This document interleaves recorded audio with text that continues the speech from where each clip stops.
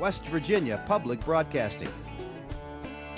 Live from the Cultural Center Theater in Charleston, West Virginia, welcome to the first annual awards presentation of the West Virginia Music Hall of Fame. For the Lord is just and the Lord is right. We'll all be white in the heavenly light. There'll be no distinction there. Blind Alfred Reed is one of West Virginia's little-known musical treasures. Now described as a protest singer-songwriter out of time and place, he was simply called a hillbilly artist in the old days, but he was imbued with an unusual sense of humor, humility, and social conscience. Reed's songs are remarkable in their timelessness. Social commentaries like Money-Cravin' Folks and his most famous song, How Can a Poor Man Stand Such Times and Live, remain relevant after nearly 8 decades. Let me tell you about the money-craving folks. What I'm telling you is facts instead of jokes. They're the ones that stands the best, treated better than all the rest. That's the hardcore, crazy, money-craving folks. Born blind on June 15, 1880 in Floyd, Virginia, Alfred Reed moved his family to Princeton, West Virginia. He scraped together a living playing at local dances, in churches, and on the streets, doing his best to provide for his wife and 6 children. In 1927, the Victor Talking Machine Company sent pioneering A&R man Ralph Peer south in search of talent. He sent a telegram to Reed, whose song about a recent train accident, The Wreck of the Virginian, was receiving regional attention.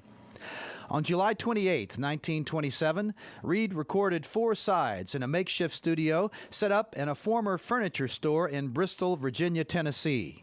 Among the artists who recorded at what are now called the Bristol Sessions were the Carter family and Jimmie Rodgers. Reed later traveled to Camden, New Jersey and New York City to record with his son Arvil, and Victor eventually released a total of 21 tracks. But the Depression took its toll on the record industry, and blind Alfred Reed never returned to the studio. Unlike the Carter family and Jimmie Rodgers, Reed, largely due to his handicap, was forced to rely on local venues for work. By the 1950s, his recordings had been unavailable for more than 20 years, and royalties dwindled to a trickle. Still, Reed kept composing, writing the lyrics out in Braille until he died on January 17, 1956, at the age of 76. Reed's music was all but forgotten until the folk revival of the 1960s. The New Lost City Ramblers recorded some of his tunes, but it was Ry Cooder's early 70s recordings that introduced Alfred's songs to a new generation. Meanwhile, Rounder Records, a label inspired in part by Charleston's Kanawha Records, released an LP of the original masters. Numerous other covers of Poor Man followed, and in 2006, Bruce Springsteen debuted his version, with added lyrics, at the New Orleans Jazz and Heritage Festival.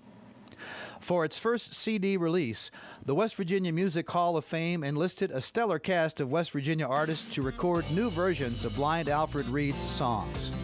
That CD, Always Lift Him Up, a CD tribute to blind Alfred Reed, is available tonight. Well, there once was a time when everything was cheap, but now prices almost put some man to sleep. When we pay our grocery bill, we just feel like making our will. Tell me, how can a poor man stand such times and live?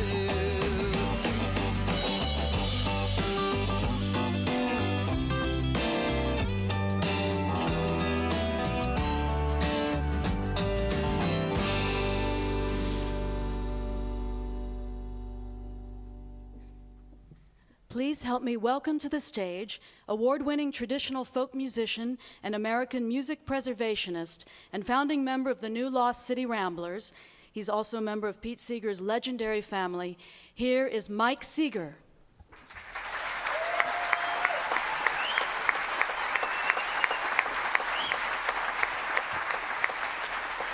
Thank you.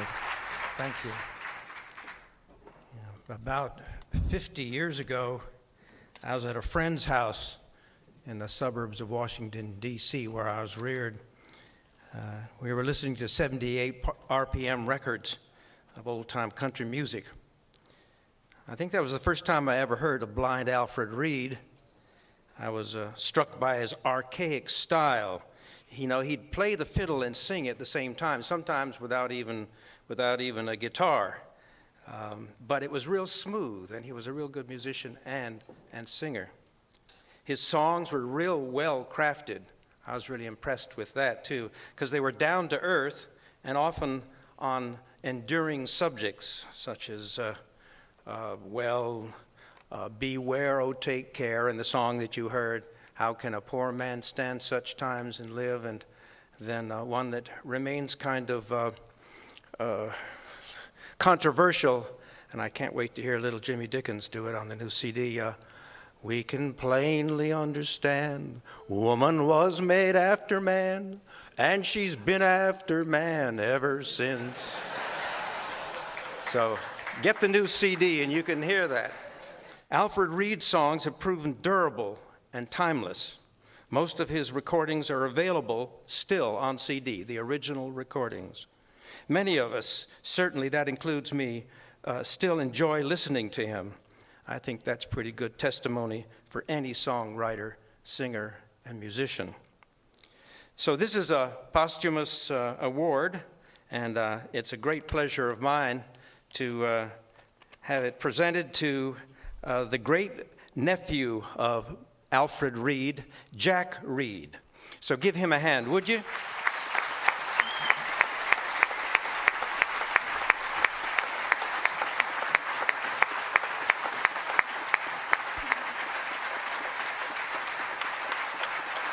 Wow, this is great.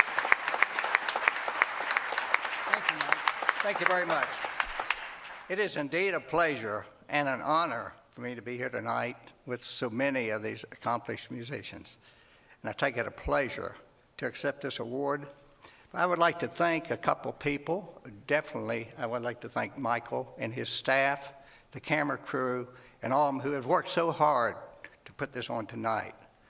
And also, I'd like to thank my niece, my grandniece, Natalie Clark, who would be with me, standing beside me tonight, but unfortunately, her plane from San Diego landed in Houston, and she wasn't able to make connections, so she had to go back home. So, Natalie, I wish you were here with me tonight to enjoy this. Also, let me accept this for my family. My sister Virginia is with me tonight, and also Blind Alfred's family. It's indeed a pleasure and an honor. And Uncle Alfred, Dad, if you're looking down, thank you.